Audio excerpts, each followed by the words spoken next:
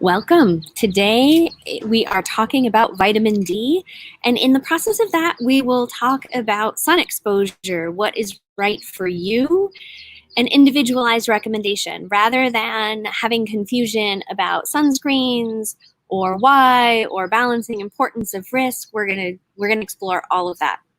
Welcome, I'm Dr. Wendy Lee White. This is Tune Into Your Body, my free weekly webinar that discusses all things about living well, making choices in everyday life that allow you to feel better in your body, to learn about your body, and to understand what choices you can make each and every moment of each and every day that help you live well.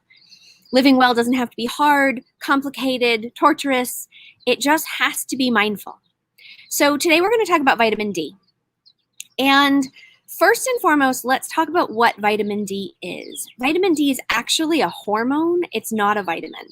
And why that matters is the importance of what hormones do in your body and how they interact.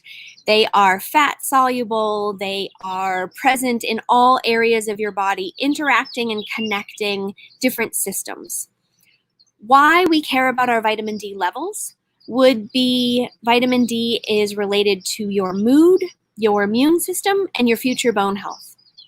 People with low vitamin D levels are more likely to get a diagnosis of seasonal affective disorder, SAD, so that like winter blues that happen in late winter, early spring, that is more likely tied to low vitamin D levels. So mood, immune, and future bone health. So why I'm talking about vitamin D today is I am in Central Oregon on vacation and I'm sitting under a shade umbrella because I know myself, and if I sat out in the 1 p.m. mid-Oregon sun, I would be burnt, and we'll talk about why that's not a great thing. But also why I'm speaking about vitamin D is vitamin D supports your immune system. And as we are in this global pandemic currently, it's really important to know the easy things you can do in life to help support your system. So vitamin D is not a vitamin, it's actually a hormone, which I think conveys its importance better. And it is involved in mood, immune, and bone health. So we really can appreciate the importance of vitamin D and having adequate levels in our bodies. So welcome to all of you who just joined. This is Tune Into Your Body. I'm Dr. Wendy Lee White, licensed naturopathic doctor, educator, and nutritionist. And here I am in Central Oregon on vacation this week, coming to you live. If you are on Facebook or YouTube, please feel free to check the like button and share with friends and family. Comment on what you might like to see in future sessions. I'm always looking forward to getting your feedback. So back to vitamin D. We need it because it helps mood, it helps support immune system, and it helps our bodies absorb calcium, which plays a role in future bone health. So how do we get vitamin D? We can get vitamin D through our diet, and that can be through salmon, through beef or chicken livers, through eating egg yolks. We can get vitamin D from making it in our skin through sun exposure. So let's go through that a little bit because some of our take-homes are going to be related to how vitamin D is produced in the body. So if you look at your skin, really look at it, like appreciate what it's doing for you. It's protecting you.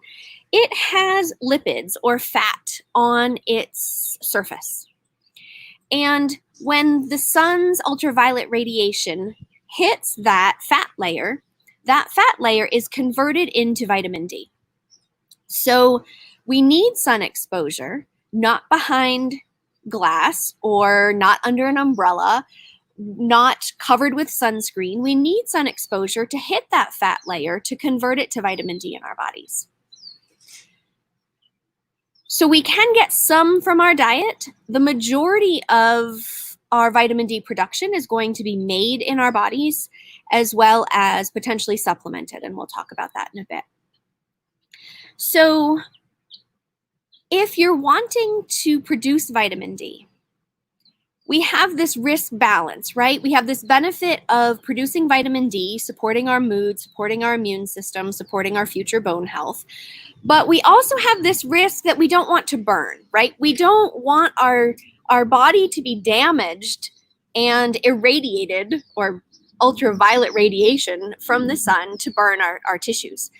And so that is the balance. When we get sun exposure without burning, that's the important piece, without burning, then we are making vitamin D. We all know that we have varying levels of pigmentation. So we all have different levels that we can tolerate in sun exposure that we could burn or not burn. I know myself. I am a fair-skinned of Celtic descent, that if I'm out in the sun for more than 20 minutes or so in kind of midday sun, I'm going to burn. Regardless of whether I have a, quote, base tan that many people can build up through the season, I don't get a base tan. I stay this color white year round, no matter what my sun exposure. I know that if I were to go in the sun and midday, I would burn. What I do to protect myself is to hang out under umbrellas. I have great SPF fabric that I have a little white hoodie that makes me look like a big marshmallow. That is long sleeve, has a hood, and I wear that when I'm out and about. I have a big outdoorsy hat with a wide brim that protects my face and my neck if I'm out and about for the day. If I need to, if I were going to the beach for an all-day experience where the sun would be reflecting off the sand and the water, I would use sunscreen, and we'll talk about sunscreen in a minute. For those of you who just joined, this is Tune Into Your Body. I'm Dr. Wendy Lee White, licensed naturopathic doctor, nutritionist, and educator, and I'm here in Central Oregon on vacation, streaming to you to talk about vitamin D and sun exposure, and all of the safe ways you can support yourself, your mood, your immune, your bones with vitamin D without the dangers of excess sun exposure and burning and the risk of potential skin cancer. Why we care about this vitamin D balance is if we have an excess amount of radiation, then not only are we damaging our skin tissue, but we're also degrading certain vitamins within our body. So folate is a particular vitamin that gets degraded with ultraviolet radiation from the sun. And so if you look at the origins of your ancestors, if they were closer to the equator, they needed a darker skin pigmentation to absorb the radiation from the sun and protect from getting burned all the time. Darker, so increased melanated skin is protective against the sun and can be found in closer to the equator, and you can see gradations of melanation as you move away ancestrally from the equator. If you look at my ancestors, that many of them came from Northern Europe, in Scotland area, you see that they're further away. They need to be more receptive to the sun so that they can make more vitamin D. They don't want anything blocking. They want to be able to receive all the radiation possible because the sun was so scarce year round and due to the distance from the equator. So it makes sense for me as a fair-skinned person to be open and wanting more sun because sun was scarce and I needed levels of vitamin D. If I had ancestrally come from closer to the equator, I would have needed darker skin to protect me from that radiation. The balance of that is that the sun's radiation degrades folate. Folate is needed for preventing neural tube defects, for certain aspects of metabolism. And so our bodies are brilliant in that we offset. We know what our bodies need, and we're designed to be able to receive what we need, protect what we need, be open and receptive to what we're more needing depending on where we are in the world. So let me just recap a bit. Today we're talking about vitamin D. Vitamin D as it relates to your mood, your immune health, and your bone health. The reasons you need vitamin D are that it helps absorb calcium into your system, which helps you build stronger, more organized bone. It helps strengthen your immune system, which is why perfectly we can talk about sun exposure and vitamin D levels as a way that you can help strengthen your immune system to increase your resilience in this crazy time. And people who have low levels of vitamin D are more likely to get diagnosed with things like seasonal affective disorder, or that sadness that comes at the end of winter, early spring, when your vitamin D levels are most likely to be at its lowest because you've had limited sun exposure over our winter time, which is, I'm referring to Northern Hemisphere here. So if you go out in the sun in early morning, late evening, where you can safely get sun exposure and not increase your risk of burning, you can have the radiation from the sun hit the lipid or the fat on the surface of your skin, convert it to vitamin D, and that is your best source. Other sources in your diet are salmon, liver from beef, as well as chicken, egg yolks, but dietary vitamin D tends to be very low. You also can get vitamin D from supplementation. I don't recommend supplementation for everyone because what I do is individualized medicine. We test your levels, and based on your levels, we then prescribe the dose that I think would be safe. The recommended dietary allowance, I believe, is around 700 IUs per day, international units. In my experience, that, again, the RDA is about avoiding deficiency. It's not about achieving optimal. So avoiding deficiency is the bare minimum that makes you not have deficiency symptoms, but that doesn't mean it's optimum for what your mood needs, what your bones need, what your immune system needs. And so the 700 IUs is a very bare, sometimes it's 400 IUs in a supplement.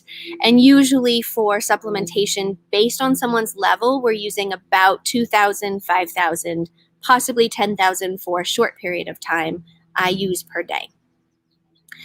When we opened, we talked about vitamin D as a fat-soluble hormone, not as a vitamin. And I like to emphasize that because most people can understand the importance of a hormone. It sounds more important. It sounds more like it got upgraded in its priority level in the body. And that is true. And that's why I like to kind of emphasize that. And it's fat-soluble.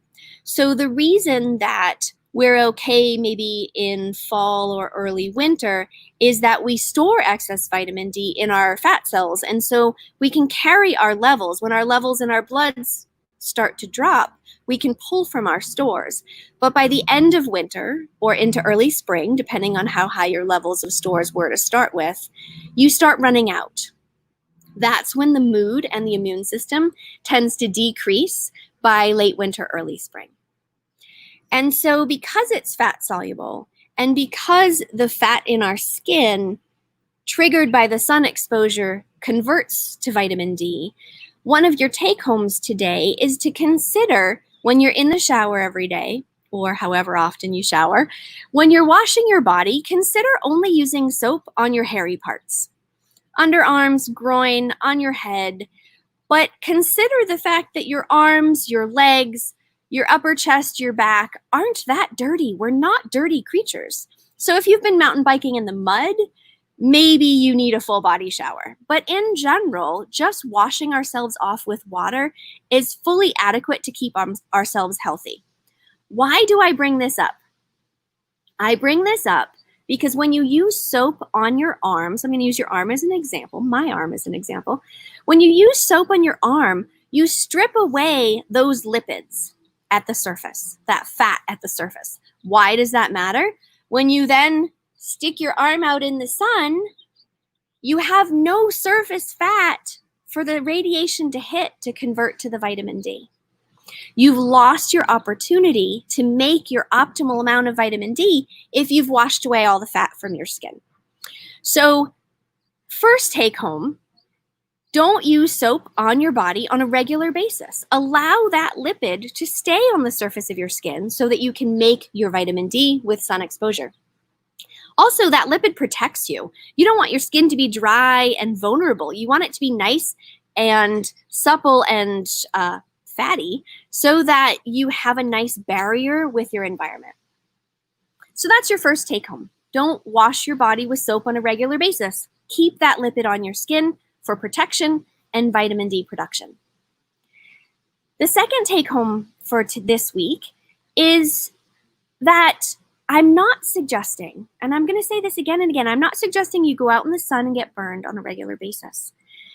I don't want people to get burned. What I am suggesting is day-to-day activity, early morning, late afternoon, depending on your skin tone.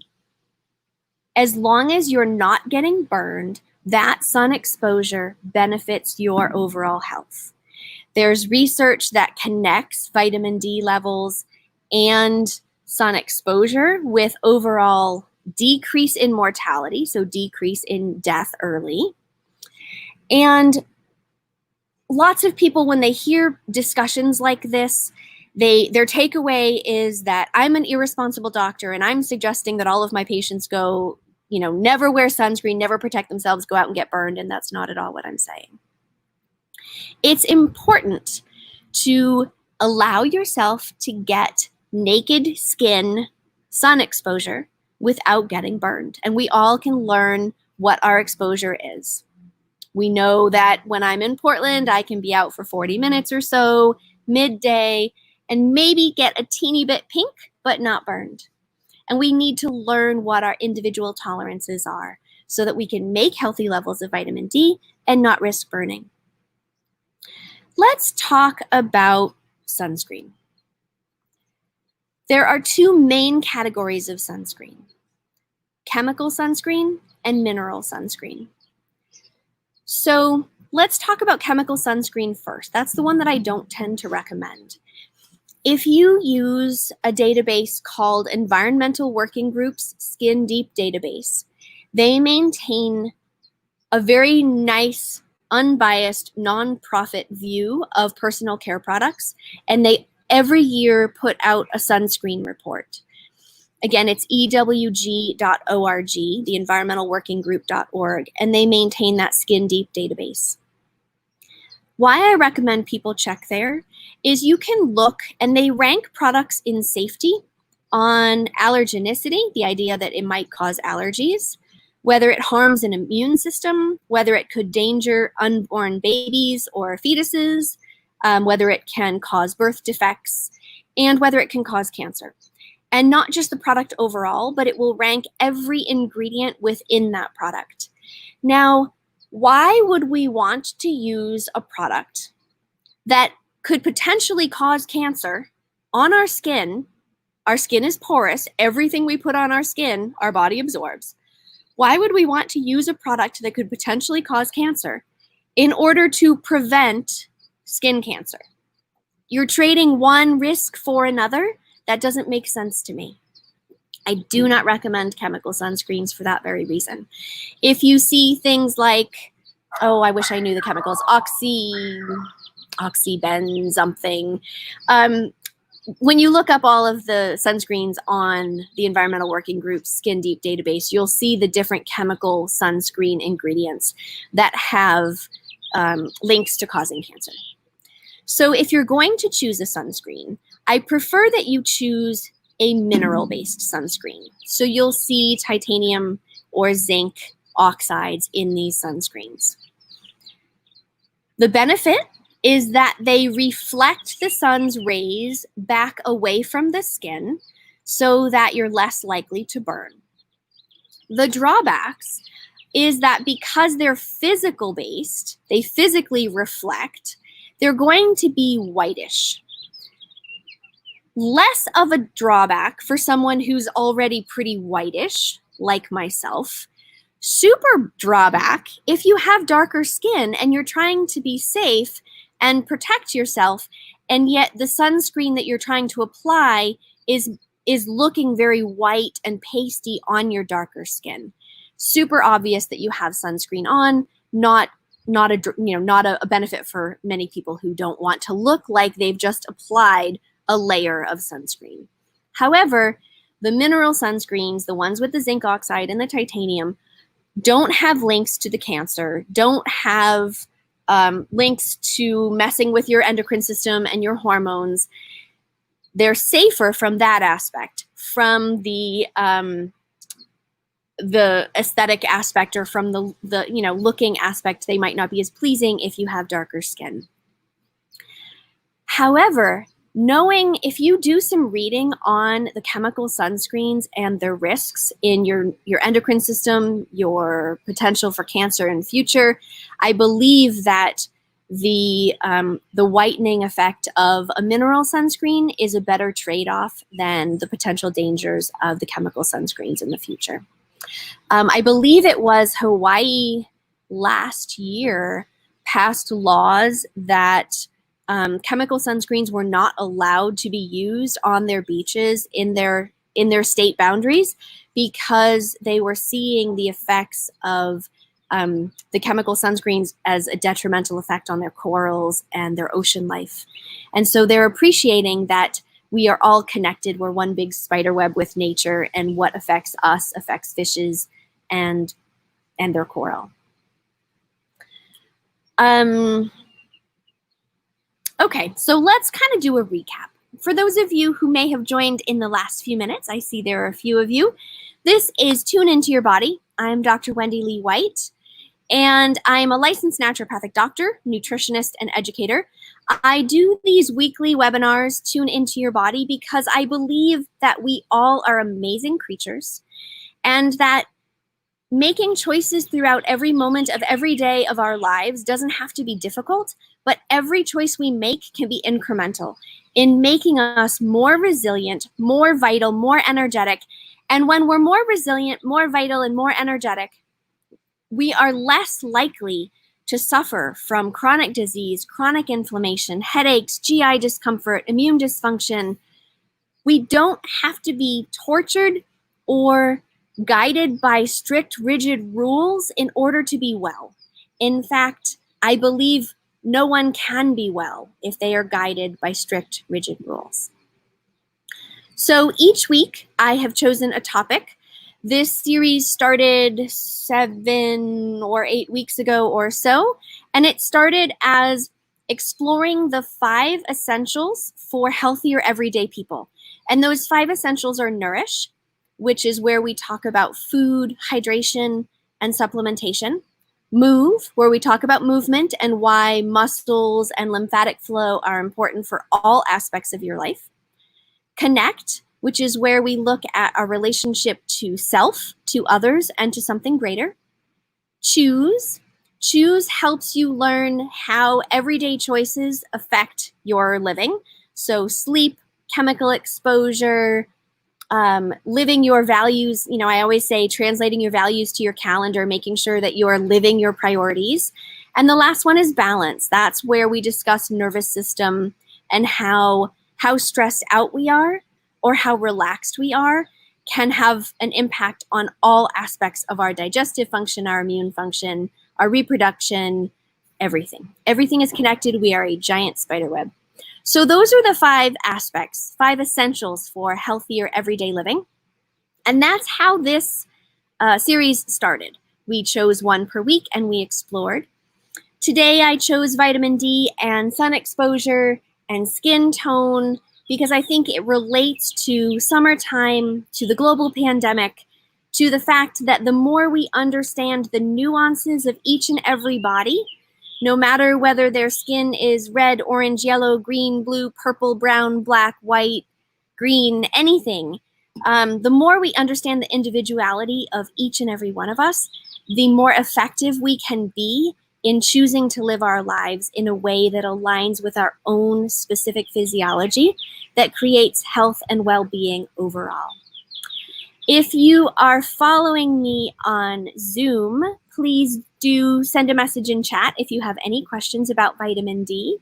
If you are in Facebook or YouTube, I haven't quite balanced all of this yet to be able to check everything all at once. But if you do post something in Facebook or in YouTube, please know if I don't respond live, I absolutely will respond after the streaming has stopped, and any of your questions will be answered.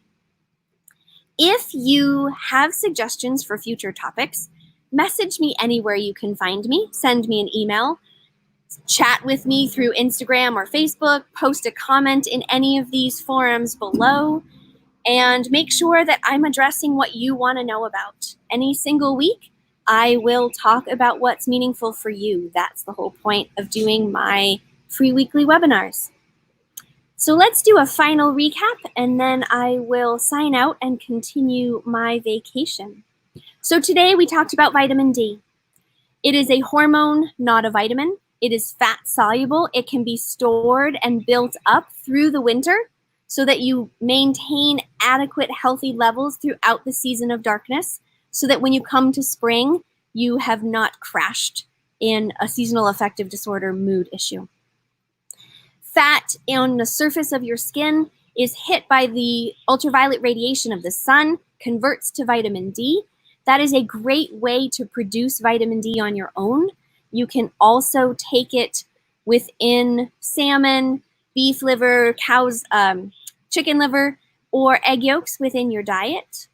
And you can get it from the sun as long as you don't burn. In order not to burn, to get sun exposure in a safe, less risky way, you can use these great handy umbrellas. You can wear SPF clothing. You can go out in early morning or late evening. Typically, they say that 10 to 2 time frame is when the sun has its rays the strongest. And when you are going to be out all day long, and neither of these or combination of seem to fully protect you. If you're at the beach, for example, I might be able to wear my cool long sleeve hoodie thing, but the sun's reflection off the sand and the water would still catch my face as vulnerable. Then that's where sunscreen comes in. Chemical sunscreen is linked with endocrine issues, so messing with hormones, messing with thyroid, causing infertility. It's also linked to potential cancer causing. I don't recommend chemical sunscreens. Mineral sunscreens, which have titanium dioxide and zinc oxide in them, are safer options, but they do, because they are physically reflecting the sun's rays off your skin, they tend to leave you a bit whitish. And for those of us who are pasty white to start with, it's less of an issue. For those people who have darker skin, then it's like advertising that you're a walking sunscreen billboard because you've become so white with the application. It's all risks and benefits, right? Until there is a non-white mineral-based sunscreen, then those people with darker skin are at a disadvantage. For those of you who follow me often, you know I'm a Beautycounter consultant. Beautycounter does have a fabulous spray that tends to have less of a white residue, and that would be a great place to start. Your take-homes. Do not shower with soap all over your body. You're washing away that protective lipid layer that has the ability to convert to vitamin D with sun exposure. Use your mineral-based sunscreens when the physical barriers, the umbrellas, the SPF clothing has not worked. And eat salmon, liver, egg yolks to increase your dietary vitamin D as well as your skin's exposure production to sun. Alrighty, there we go. You have spent another 30 minutes with me. Thank you very much. Remember, whatever you would like to see, join me weekly. And if you have a topic idea, get that information to me. I would love to take suggestions and make sure that I am covering all that you'd like to hear about. Thanks so much. Have a great day. and I'm going to go join my family on the rest of my vacation. Take care, all. Nice to see you.